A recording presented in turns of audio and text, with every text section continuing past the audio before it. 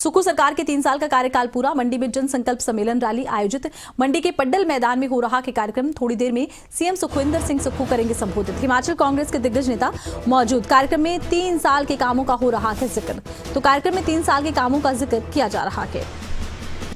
मंडी के पड्डल मैदान में कार्यक्रम हो रहा है और आपको बता दें कि थोड़ी देर में सीएम सुखविंदर सिंह सुक्खू इस कार्यक्रम को संबोधित करने वाले हैं। कांग्रेस सरकार के 3 साल पूरा होने की उपलक्ष्य में देखिए यहाँ पर कार्यक्रम का आयोजन किया गया है और कांग्रेस सरकार के 3 साल के इस कार्यकाल को लेकर सीएम सुखविंदर सिंह सुक्खू जाहिर सी बात है कि सरकार की उपलब्धियों पर बात करते नजर आएंगे। हालांकि देखिए जिस तरह से ऐलान ये हुआ था कि सरकार अपने 3 साल के कार्यकाल पूरा होने के मौके पर एक कार्यक्रम कर रही है, इस पर विपक्ष ने खूब सवाल उठाए थे। तो वहीं दूसरी तरफ आपको बता दें कि इन सवालों के बीच ही सत्ता पक्ष की तरफ से सीएम सुखविंदर सिंह सुक्खू ने प्रतिक्रिया दी थी। उन्होंने कहा था कि हम आगे के रोड मैप को लेकर जनता के समक्ष रखना चाहते हैं।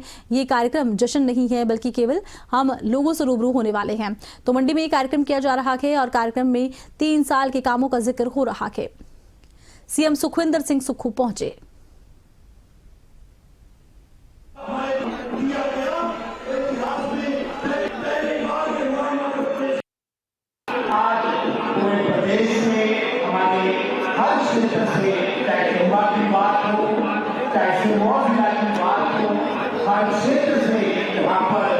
जनता जनार्दन एकत्रित हुई है। जैसा मुझसे पूर्व हमारी पार्टी के वरिष्ठ नेता ठाकुर गौसिंह जी ने कहा और विस्तार से सारी बातें आपके साथ साझा की कि हिमाचल प्रदेश जिसका मैं समझता हूँ किस तरह से अस्तित्व में आया, किस तरह से डॉक्टर प्रभात की अगुवाई में हमारे प्रदेश की लड़ाई लड़ी थी, वो एक बहुत बड़ी मैं समझता हूँ संघर्ष था। और हमारे राष्ट्रीय नेतृत्व अधिकारी नेहरू जी को याद करें, इंदिरा गांधी जी को याद करें, उनके भी आशीर्वाद से हमारा प्रदेश 18 प्रदेश के रूप में हमारे भारतवर्ष का एक अलग प्रांत के रूप में आगे आया था। जहाँ यहाँ पर राकेश सवानी जी जो हमारे वरिष्ठ मंत्री है, उन्होंने सारी बातें आपके साथ साझा की। इतनी विपरीत परिस्थितियों में भी वर्तमान सरकार आपको सुखविंदर सिंह सुक्खू के नेतृत्व में कार्य कर रही है। चाहे वो प्राकृतिक आपदा की बात हो, 2023 में भी मैं समझता हूँ लगभग कोई 10,000 करोड़ के आसपास की क्षति हिमाचल प्रदेश की हुई। आज का जनसमूह उन लोगों के लिए भी एक वार्निंग बेल है जो कि लगातार ये समझ रहे हैं कि हम घर बैठे ही सत्ता में कायम हो जाएंगे और हर जिला से लोग आए हुए हैं, हर गांव से यहां पे लोग पहुंचे हैं। साथियों, हम उस पार्टी के वारिस हैं जिस पार्टी ने हिमाचल प्रदेश को बनाया है। अगर श्रीमती इंदिरा गांधी ना होती और उनका आशीर्वाद ना होता तो आज का कार्यक्रम इस पड्डल के इस ग्राउंड में ना मना रहे होते। कांग्रेस पार्टी की बदौलत ही हिमाचल प्रदेश बना और नेहरू गांधी परिवार की बदौलत ही ये प्रदेश आगे बढ़ा और हमें पूर्ण राज्य का दर्जा मिला। तो देखिए 3 साल का कार्यकाल कांग्रेस का पूरा हुआ है। इस मौके पर कार्यक्रम का आयोजन मंडी में किया गया है। सीएम सुखविंदर सिंह सुक्खू पहुंचे हैं। डिप्टी सीएम मुकेश अग्निहोत्री ने मंच पर देखिए संबोधित किया है और अपनी सरकार के कार्यकाल की उपलब्धियां गिनवाते नजर आए हैं और सीएम सुखविंदर सिंह सुक्खू भी देखिए इस कार्यक्रम को संबोधित करेंगे। वहीं आपको बता दें कि सरकार की तरफ से जरूर स्पष्ट किया गया था कि हमारा जो कार्यक्रम है इसमें हम सरकार की उपलब्धियों के साथ ही साथ आने वाले समय के लिए रोड मैप का जिक्र भी करेंगे, रोड मैप भी जनता के समक्ष रखेंगे। ये आप देख रहे हैं सीधी तस्वीरें और सीएम सुखविंदर सिंह सुक्खू मंच पर मौजूद हैं, संबोधित करने वाले हैं और मंडी में 3 साल के कार्यकाल को लेकर ये कार्यक्रम किया जा रहा है। सीएम सुखविंदर सिंह सुक्खू मंडी में सरकार के 3 साल के कार्यक्रम को संबोधित करते हुए क्या कुछ कह रहे हैं, देखिए।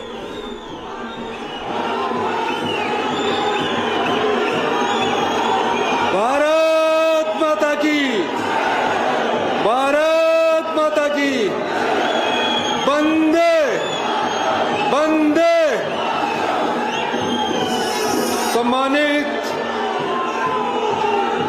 हमारी सांसद सदस्य,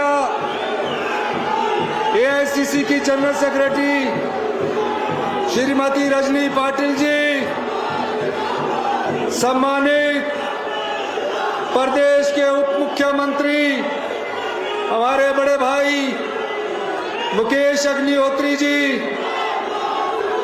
सम्मानित विधानसभा के अध्यक्ष कुलदीप सिंह पठानिया जी, सम्मानित कर्नल धनीराम शांडिल जी, सम्मानित चौधरी चंद्र कुमार जी, सम्मानित श्री हर्षवर्धन चौहान जी, सम्मानित श्री रोहित ठाकुर जी, सम्मानित श्री राजेश धर्मानी जी, सम्मानित श्री हमारे यादविंदर गौमा जी, सभी सम्मानित मंच पर विधायक, सभी कैबिनेट रैंक के हमारे मिनिस्टर्स, सभी पूर्व अध्यक्ष कौल सिंह ठाकुर जी, हमारे सभी पूर्व अध्यक्ष और सबसे नए और नवयुक्त युवा अध्यक्ष जो 3 बार विधायक रहे हैं, हमारे छोटे भाई विनय कुमार जी, और दूर दराज क्षेत्र से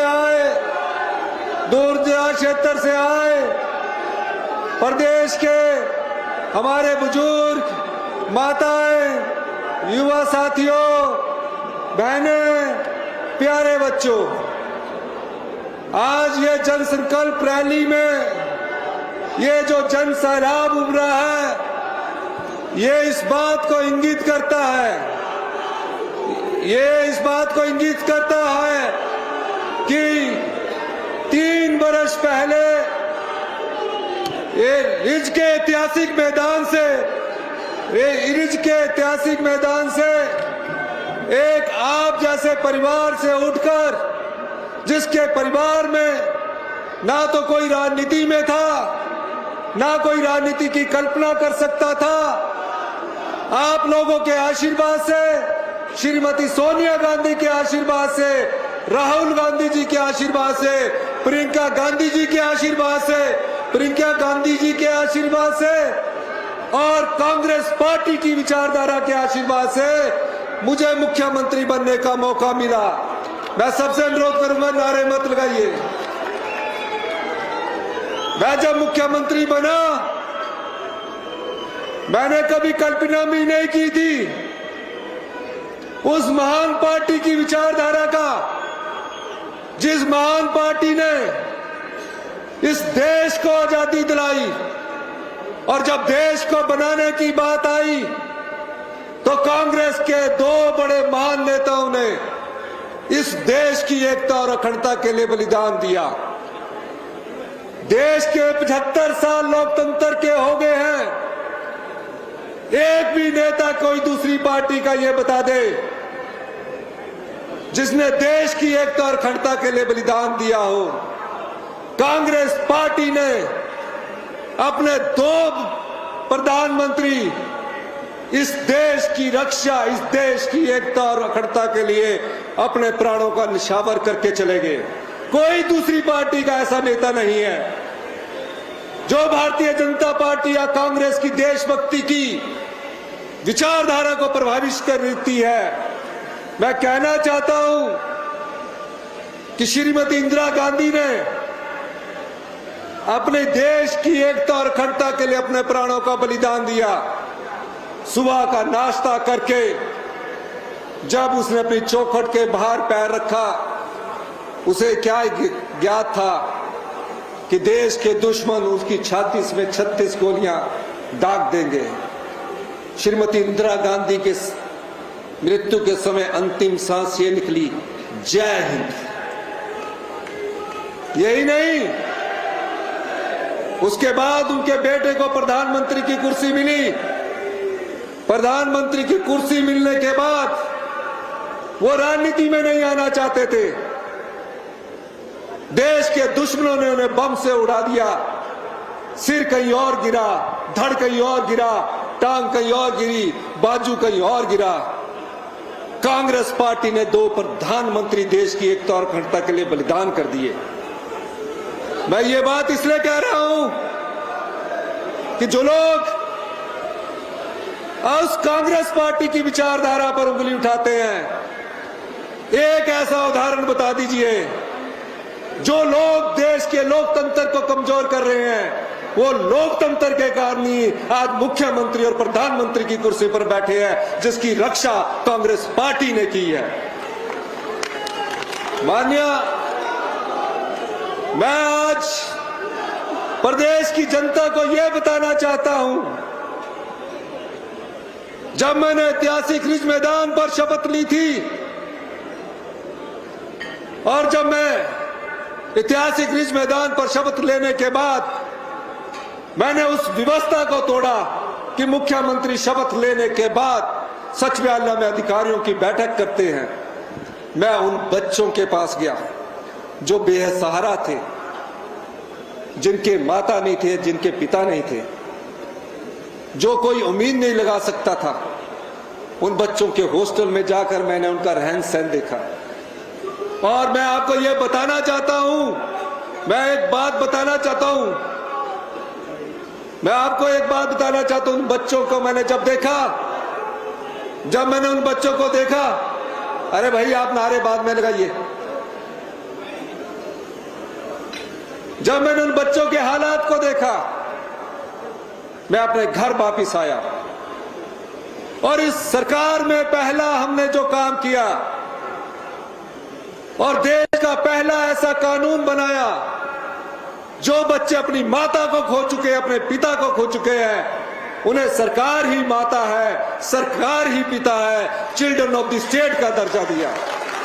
और आज 3 साल के अंतराल के बाद वो 6000 बच्चे आज अपने जीवन यापन कर रहे हैं। जब वो इंजीनियरिंग कॉलेज में जा रहे हैं, सरकार फीस दे रही है, हॉस्टल में रह रहे हैं, सरकार फीस दे रही है। और जिस तरह अपने परिवार के बच्चों को 4000 रुपये पॉकेट हम हर महीने की देते हैं, हमारी सरकार हर बच्चे को 6000 को 4000 रुपया महीना पॉकेट मनी की दे रही है, साल के 48,000 रुपया दे रही है। उन्हें हमें बेसहारा नहीं छोड़ा। घर बनाने के लिए 3 लाख रुपया, कोचिंग के लिए 1 लाख रुपया, शादी के लिए 2 लाख हिमाचल प्रदेश की सरकार दे रही है। ये हमारी गारंटी नहीं थी, ये हमारी वो सोच थी जिस सोच से हम समाज की सेवा करने के लिए आए हैं। हमारी गारंटियों की बात करते हैं। मुझे जब से मैं राजनीति में हूं, चुनौतियां मिलती रही है और जब मुख्यमंत्री बना 3 चुनौतियां मेरे सामने खड़ी थी। एक चुनौती की मैंने कभी कल्पना भी नहीं की थी।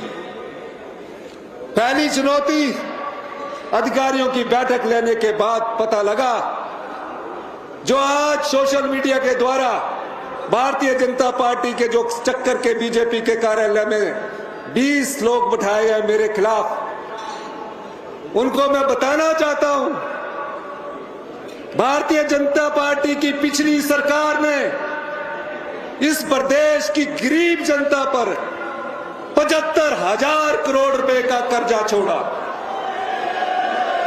75,000 करोड़ रुपए का कर्जा छोड़ा। उस कर्जे को चुकाने के लिए, क्योंकि कर्जे की किस्त की अदायगी करनी है, मूलधन की अदायगी करनी है, ब्याज की अदायगी करनी है, हमें कर्जे को चुकाने के लिए कर्जा लेना पड़ रहा है। उनके नेता हमको कहते हैं कि 1 लाख कर्जे में डुबो दिया। आपकी तो डबल इंजन की सरकार थी, आप कैसे 75,000 करोड़ रुपए के कर्जा हम पर छोड़ के गए। हम उस चुनौती से भी लड़े और मैं आपको बताना चाहता हूं, 6th पे कमीशन सरकारी कर्मचारी अधिकारियों को दे दिया गया। नोटिफिकेशन कर दी गई चुनावों से पहले जून 2022 में और उनका एरियर 10,000 करोड़ रुपए का, यह सोचकर छोड़ दिया कि दोबारा हमारी सरकार आएगी और 10,000 करोड़ रुपए का एरियर 75,000 और 10,000 85,000 करोड़ रुपया हम पर छोड़ कर गए। यह आर्थिक चुनौती थी। मैं मंत्रिमंडल के सभी सदस्यों का धन्यवाद करना चाहता हूं। मंत्रिमंडल के सब सदस्यों ने कंधे से कंधा मिलाकर इस आर्थिक चुनौती का सामना किया। सभी कांग्रेस के विधायकों ने सामना किया और प्रदेश की जनता ने सामना किया। फिर हमारी एक सामाजिक सुरक्षा की वेदना थी। मैं किसान का भी बेटा हूं, कर्मचारी का भी बेटा हूं। हमने कहा कि पहली कैबिनेट में ओपीएस देंगे। अगर हमने राजनीतिक लाभ ही लेना होता, राजनीतिक फायदे की बात ही करनी होती, तो हम ओपीएस 2027 में देते।